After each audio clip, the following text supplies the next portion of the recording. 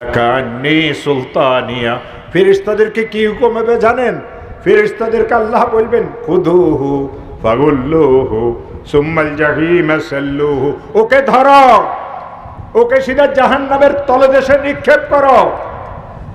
কেবল নিক্ষেপ করলে হবে না, সে যেন জাহান্নাম থেকে, দোজখ থেকে বাইর হইতে না পারে। কি করবে জানো? 70 গজ লম্বা জাহান্নামের আগুনের তৈরি জিঞ্জিরের দ্বারা, চেইনের দ্বারা তার হাত পাকে বাঁধিয়ে নিক্ষেপ করে। এটুক আল্লাহর কোরআন। আল্লাহ কি মিছা কথা কইছেন? আল্লাহর এই একটা আয়াত যদি বনি আদম মানত, তো দেশ শান্তির হইতো না অশান্তির হইতো? ও আমার প্রিয় ভাইয়েরা, এই জন্য আমি কোরআনের এই আয়াত আপনাদের সামনে তিলাওয়াত করেছি। ওয়াসারিউ ইলা মাগফিরাতিম মির রাব্বিকুম ওয়া জান্নাতিন আরদুহাস সামাওয়াতু ওয়াল আরদ উইদ্দাত লিল মুত্তাকিন আল্লাযীনা ইউনফিকুনা ফিস সাররাই ওয়াদ দাররাই ওয়াল কাযিমিনাল গায়যা। গোসাকে হজম করো। ওয়াল আফিনা আনিন নাস, মানুষদেরকে মাফ করিয়ে দাও। আমরা মাফ করতে পারি না, আমরা প্রতিশোধে বিশ্বাস করি। ইসলাম মাফ করাতে বিশ্বাস করে। ওয়াল কাযিমিনাল গায়যা ওয়াল আফিনা আনিন নাস উইদ্দাত লিল মুত্তাকিন। আমার আল্লাহ বলেন এই জান্নাত তো আমি মুত্তাকিনদের জন্য তৈরি করেছি। এখন আপনি আপনার ফয়সালা করেন, আপনি কি মুত্তাকি না মুত্তাকি না? আপনি নামাজ পড়িয়ে ঘুমাই থাকেন না ঘুমাই থাকেন না, আপনার ফয়সালা আপনি করেন। কেউ যাই আপনার কাছে কেন আপনাকে জিজ্ঞাসা করবো? আপনি আপনাকে জিজ্ঞাসা করেন। আপনি যদি জান্নাতে যাইতে হয় আপনাকে মুত্তাকি হওয়া লাগবে, জাহান্নামে যদি যাইতে হয় তাকওয়াই পরেজগারির যত রাস্তা আছে সব ত্যাগ করে। রসুল করিম সাল্লাল্লাহু আলাইহি ওয়াসাল্লাম একবার মসজিদে নববীতে বসা ছিলেন। আমার ভাষা বুঝতে কোনো কষ্ট হয়? আল্লাহ রসুল বললেন, ও সাহাবীরা, দিন কাকে বলে জানো? ক্বালা রাসূলুল্লাহ সাল্লাল্লাহু আলাইহি ওয়াসাল্লাম আদ-দীনুন নাসিহা। দিন বলে খায়ের খাহি করাকে, দিন বলে অন্যের ভালো কামনা করাকে। দিন বলে কি? অন্যের ভালো কামনা করাকে। রসুল তো অন্যের বলছেন। সাহাবারা জিজ্ঞাসা করলেন, অন্যের কি অর্থ ইয়া রাসূলুল্লাহ? ক্বালু লিমান ইয়া রাসূলুল্লাহ, কার সাথে ভালো ব্যবহার করার নাম দিন। রসুল কয়েকটা কথা বললেন। ক্বালা লিল্লাহ, ভালো করিয়ে শুনেন ভাইয়েরা, ক্বালা লিল্লাহ, আল্লাহর সাথে ভালো ব্যবহার করার নাম দিন। আল্লাহর সাথে আপনি কি ভালো ব্যবহার করবেন? আল্লাহ কি আপনার মহতাজ? না, আপনি আল্লাহর মহতাজ। আপনি আল্লাহর মহতাজ। এই জন্য মুহাদ্দিসিন লিখেছেন, আল্লাহর হককে আদায় করা মানে আল্লাহর সাথে ভালো ব্যবহার করা। ও আমার প্রিয় ভাইয়েরা, আর জীবনে দেখা হয় কিনা জানি না, হাত জড়িয়ে বলিয়ে যায় আল্লাহর হক 3টা। ও মুসলমানেরা, আল্লাহর হক 3টা।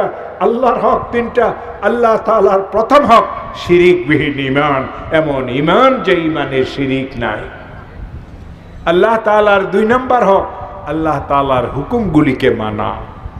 আল্লাহ তাআলার 3 নম্বর হক আল্লাহ তাবারক ওয়া তাআলার বেশি বেশি জিকির করা। এত মোল্লা মৌলবী কতগুলি বাইরে এসে জিকিরের বিরুদ্ধে ওয়াজ করে। কেসার মনে হলে এই জিকির কোথায় থেকে পাইছে? তুই তো বুঝবি না যে জীবনে কোনোদিন মিষ্টি খায় নাই। এই গাদার গালের উপরে 1 মণ মিষ্টি যদি ডলিয়ে দেওয়া হয়, এই মিষ্টির স্বাদ বুঝবো? ও তো আল্লাহ আল্লাহ করিয়ে ডাকতে পারে না। আল্লাহ তাকে বলার তৌফিক নসিব দেন নাই, এই জন্য ভুল ধরে। অথচ কোরআনে কি বলে?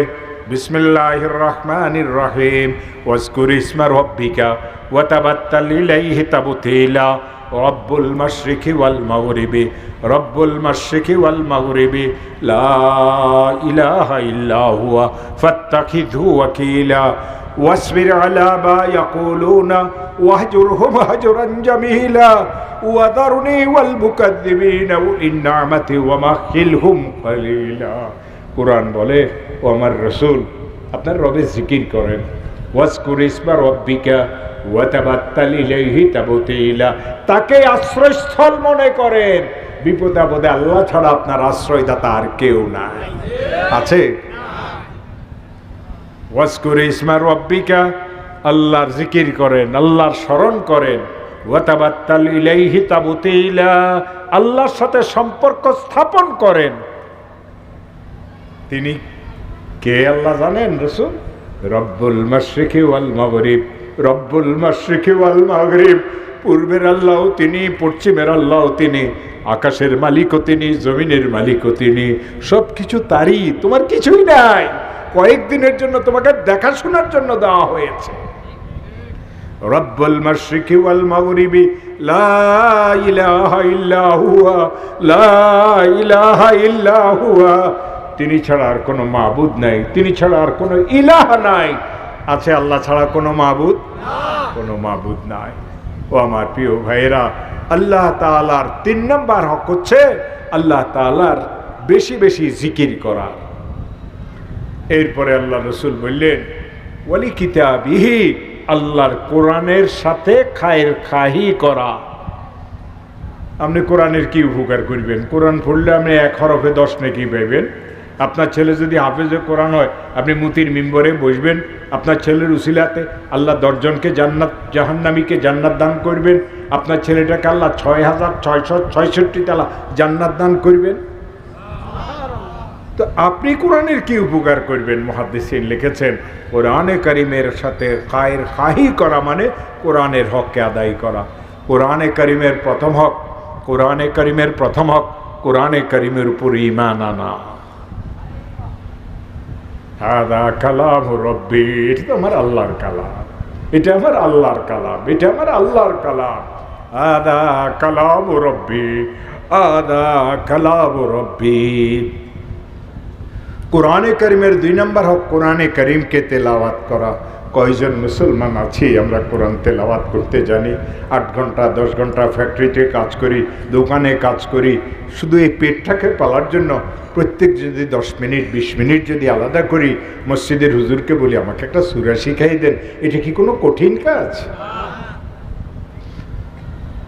মুহাদ্দিসিন বলেন কোরআনে কারিমের উপরে ঈমান আনা কোরআনের প্রথম হক। কোরআনে কারিম তেলাওয়াত করা কোরআনে কারিমের 2 নম্বর হক। কোরআনে কারিমকে বুঝা কোরআনে কারিমের 3 নম্বর হক। তো আপনারা বলবেন হুজুর কি ওয়াজ করতেছেন, আমি তো তেলাওয়াতে করতে পারি না, বুঝবো কিভাবে? ও আমার প্রিয় ভাইয়েরা, রসুল করিম সাল্লাল্লাহু আলাইহি ওয়াসাল্লাম ইরশাদ করেছেন কেউ যদি কোরআনের সহযোগিতা করে, কোরআনের পাখিদের সহযোগিতা করে, আল্লাহ তাকে কোরআন বুঝার সমপরিমাণ সওয়াব দান করবে। এটা আমরা পারি না মাদ্রাসার তালিব ইলম দেখছি, খুশি হই, তার জন্য দোয়া করি, আল্লাহর কাছে আকাঙ্ক্ষা করি, আল্লাহ তুমি যদি আমাকে একটা ছেলে দাও, আমি তাকে হাফেজে কোরআন বানাবো। এই আকাঙ্ক্ষা করতে কেউ বাধা দিবে আপনাকে? তো কোরআনে কারিমের 3 নম্বর হক কোরআনে কারিমকে বুঝা। কোরআনে কারিমের 4 নম্বর হক কোরআনে কারিমের উপরে আমল করা। কোরআনে কারিমের 5 নম্বর হক আল্লাহর কোরআনকে মুসলমানদের ঘরে ঘরে পৌঁছায় দেওয়া।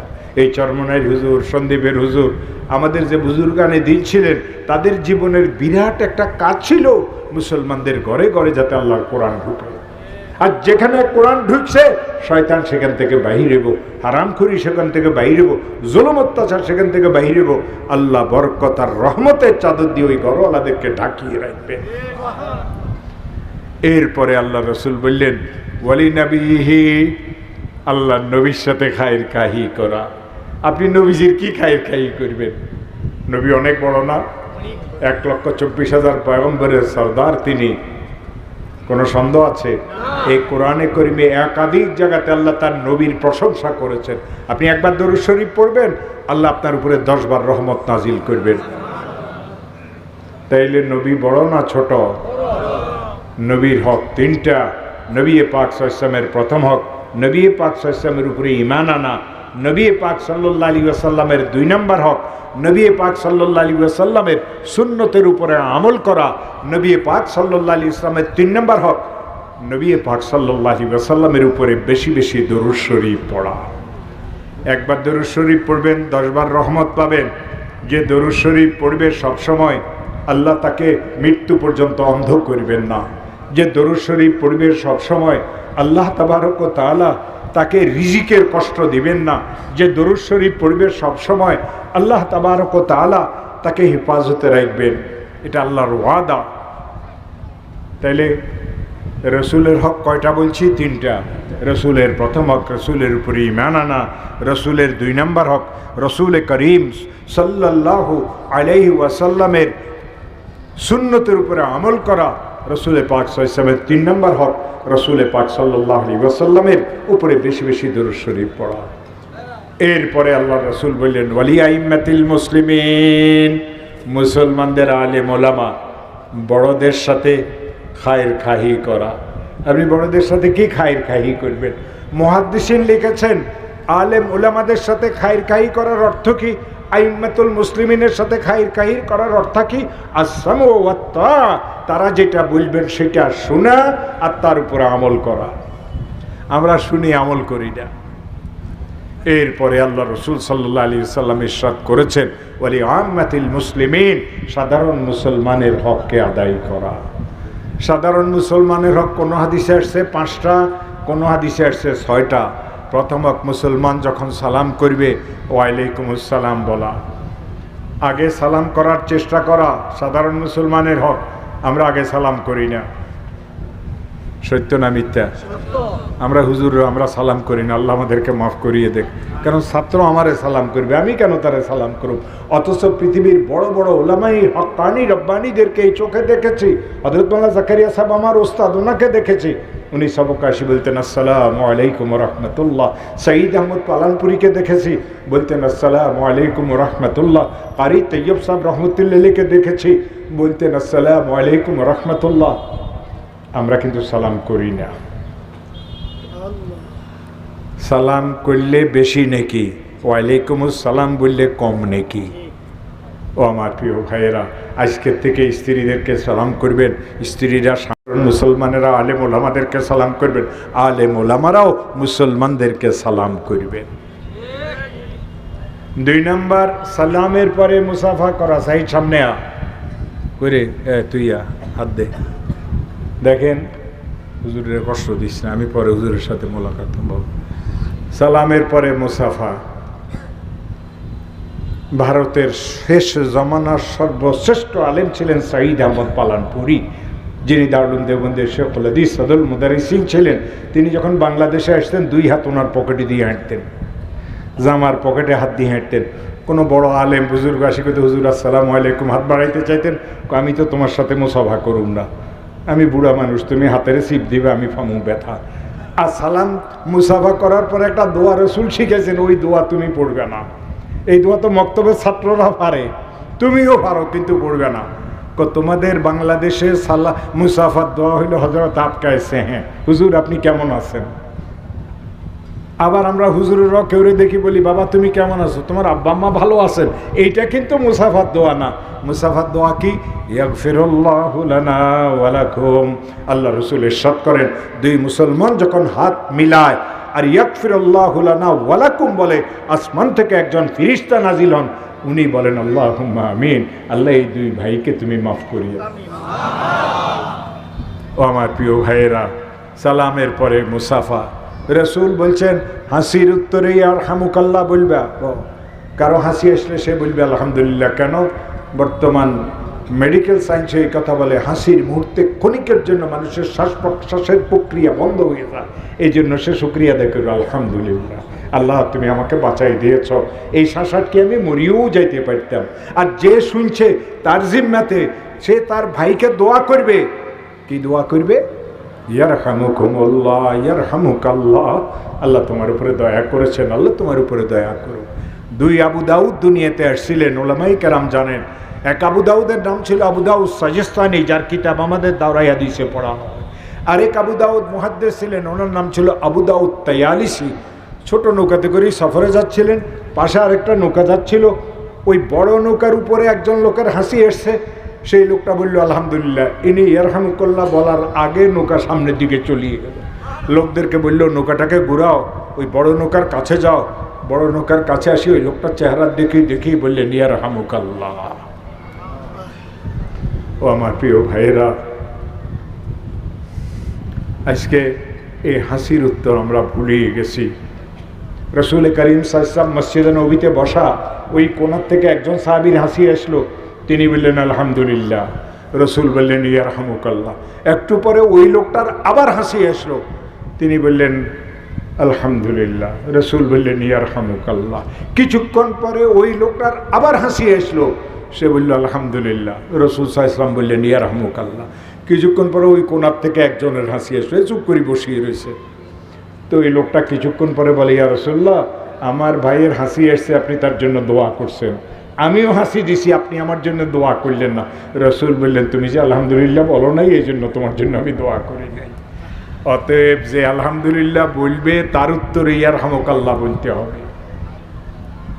আমি খুব সংক্ষেপে বলতেছি, হযরত মাওলানা আসিয়ে গেছেন, বহুদিন পরে ওনাকে আমি দেখছি, খুশিও হয়েছি মনে মনে।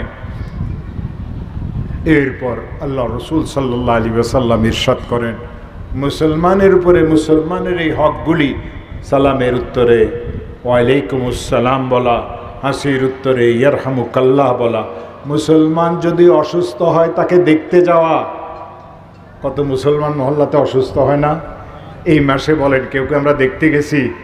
রসুল পাক সাল্লাল্লাহু আলাইহি ওয়াসাল্লাম ইরশাদ করেন, কোনো মুসলমান যদি কোনো রুগীকে দেখতে যায়, এক পা দিয়ে পিছনের পা উঠানোর আগে জিন্দিগির সমস্ত সগীরা গুনাহ মাফ হয়ে যায়।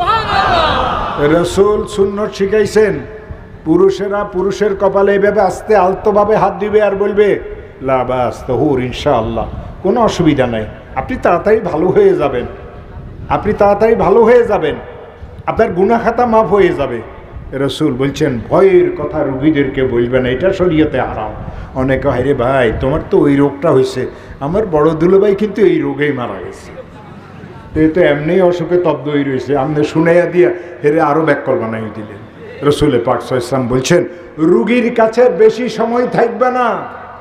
আমরা তো যাই পুরা গ্রামের কিচ্ছা কাহিনী শুরু করি। সাহাবারা জিজ্ঞাসা করলেন কতক্ষণ থাকবো? আল্লাহ রসুল বললেন 2 দোহনের মাঝের সময় রুগীর কাছে থাকবে।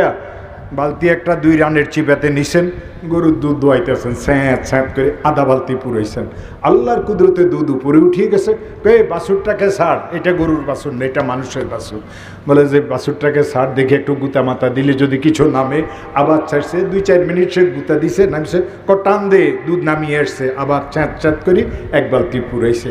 আগেও দুইতেছিল, পরও দুইতেছিল, মাঝে দিয়ে যে ওই গরুর বাছুরটাকে একটু গুতা দিতে দিছে। হুজুর বলছেন রুগীর কাছে গেলে বেশি সময় থাকিও না, কোনো রুগী পছন্দ করে না তার কাছে গিয়ে বেশি সময় থাকো। মানে ইসলাহের কথা আমরাই তো জানি না, কারে আমরা ইসলাহের ওয়াজ করব। রাসূল পাক সাল্লাল্লাহু আলাইহি ওয়াসাল্লাম বলেন যখন তোমাদের কেউ মারা যায় তার জানাজাতে শরীক হইবে। সাহাবারা জিজ্ঞাসা করলেন ইয়া রাসূলুল্লাহ, জানাজাতে শরীক হইলে কি লাভ? রাসূল বললেন এক কিরাত সওয়াব পাইবা। সাহাবারা কিরাতের ব্যাখ্যা বুঝতেন না, কিরাত তো চিনতেন, কিন্তু রসুলের কি ব্যাখ্যা দিবেন, এই জন্য রসুলকে জিজ্ঞাসা করলেন। করলাম ইয়া রাসূলুল্লাহ, ইয়া আল্লাহ, হে আল্লাহর রসুল, কিরাত কাকে বলে? রসুল সাল্লাল্লাহু আলাইহি ওয়াসাল্লাম ইরশাদ করলেন এক উহুদ পাহাড় পরিমাণ সওয়াব আল্লাহ তোমাকে দান করবেন। রসুল পাক সাল্লাল্লাহু আলাইহি ওয়াসাল্লাম বললেন যদি তোমার সময় থাকে তার দাফনও শরীক হইবে, 1 মুঠ মাটি দিয়ে পিছনে চলিয়ে আসবে। সাহাবারা জিজ্ঞাসা করলেন ইয়া রাসূলুল্লাহ, তার দাফনে শরীক হলে কি লাভ হবে? রসুল করিম সাল্লাল্লাহু আলাইহি ওয়াসাল্লাম বললেন আরেক কিরাত সওয়াব পাইবা। সাহাবারা চিন্তা করলেন এক কিরাতের অর্থ তো রসুল উহুদ বলছেন, এই কিরাতের অর্থ যদি অন্য কিছু বলেন, এই জন্য আবার জিজ্ঞাসা করলেন ইয়া রাসূলুল্লাহ, এই কিরাতের অর্থ কি? আল্লাহ রসুল বললেন আরেক কিরাত সওয়াব পাইবা। মুসলমান যদি শুধু এই হাদিসের উপর আমল করে পুরা দেশের সব হানাহানি বন্ধ হয়ে যাবে, ঠিক না? গরিব দুঃখীর হককে আদায় করেন, কর্মচারীদের হককে আদায় করেন, ওজনে কম দেওয়া বন্ধ করেন, মিথ্যা কথা বলা বন্ধ করেন, মাওলাই কারিমের জিকির করেন, বেশি বেশি দুরূদ শরীফ পড়েন, আলিমুল আমাদের সাথে খায়ের খাহি করেন, আলিমুল আমাদের সাথে মহব্বত রাখেন, তালিব ইলমদেরকে মহব্বত করেন, তো দেখবেন আল্লাহ তাআলা আপনাদের জিন্দেগিতে বরকত দিবেন, রহমত দিবেন। আল্লাহ তাআলা হিদায়াতের পথে চলা আপনার জন্য সহজ করে দিবেন, আর ওই আয়াত আপনার জন্য পথ প্রদর্শক হয়ে যাবে। ওয়াসারিউ ইলা মাগফিরাতিম মির রাব্বিকুম ওয়া জান্নাতিন আরদুহাস সামাওয়াতু ওয়াল আরদু উইদ্দাত লিল মুত্তাকিন আল্লাযীনা ইউনফিকুনা ফিস সাররা ওয়াদ যাররা ওয়াল কাযিমিনাল গায়যা ওয়াল আফিনা আনিন নাস। আল্লাহ তাআলা আমাকে আমলের তৌফিক দান করুক, আল্লাহ আপনাদেরকে আমলের তৌফিক দান করুক। পাশে একটা মাদ্রাসা আছে, এটার দিকে খেয়াল রাখবেন।